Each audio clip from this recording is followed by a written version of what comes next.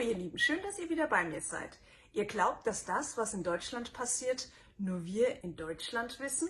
Oh nein, da habt ihr euch gewaltig getäuscht. Die ganze Welt lacht sich über die Clownshow in Deutschland tot. Ihr glaubt mir nicht? Dann schaut einfach selbst. Germany, a country known all over the world for its very sophisticated sense of humor.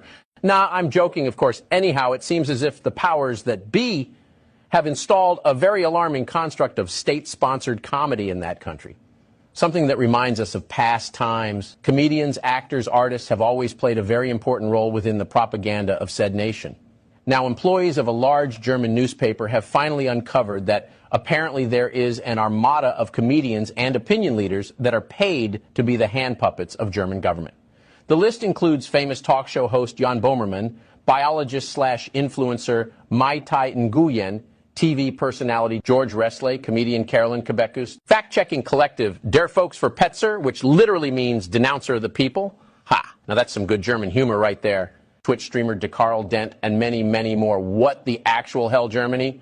Said news source claims that the budget for these yaysayers is approximately 200 million euros per year. Per year!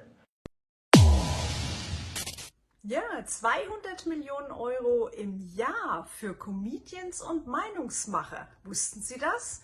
Und es geht aber auch noch weiter.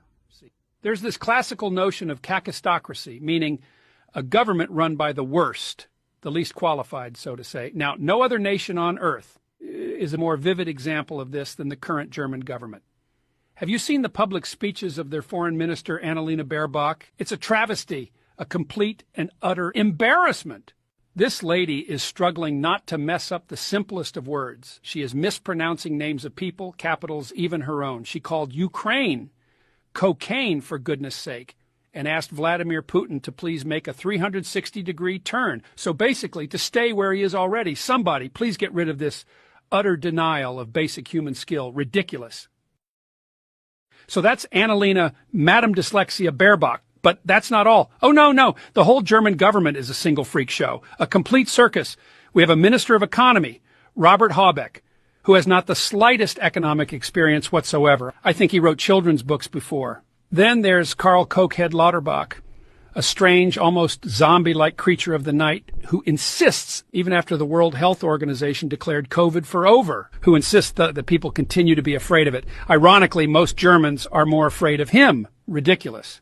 And to top it all off, the prestige number of the circus, so to say, there's Chancellor Olaf Scholz. You think Joe Biden is sleepy? This guy, Scholz, is asleep.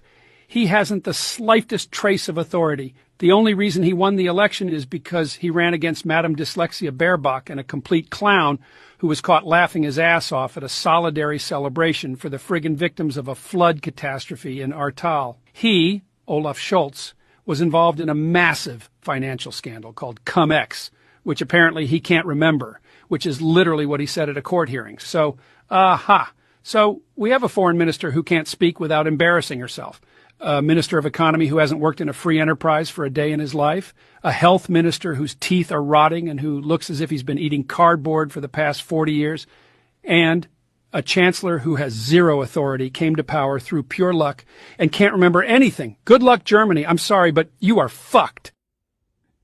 Harte Worte, nicht wahr? Und hören Sie sich an, wie geschockt die Amerikaner sind, dass man Menschen in Deutschland, die die Wahrheit aussprechen, als Schwurbler diffamiert. Viel Spaß. Apparently, there's a new term being established by the mainstream to defame and ridicule people who are demonstrating for peace.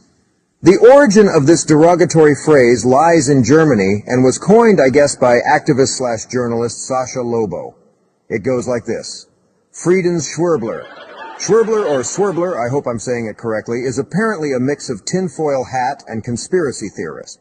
Mr. Lobo himself is rather prominent in that country, mainly for his hairstyle, a red or pink mohawk. Now here's my question. What the friggin' hell is going on in that country that peace protesters are now the enemy? Did somebody tell German folks that they were literally fucked by the United States when we blew up their primary source of energy? That, of course, being the Nord Stream pipeline? Are they not seeing that they are mindlessly going along with a prefabricated, large-scale propaganda narrative? What the hell is wrong with you, Germany? Friedensschwurbler. Und könnte dies alles etwas damit zu tun haben, dass wir inzwischen eine feministische Außenpolitik haben, die in der Welt herumreist und anderen Ländern erklärt, wo sie ihre Toiletten aufzustellen haben? Ich wünsche euch noch einen wunderschönen Tag. Eure Miriam Hope.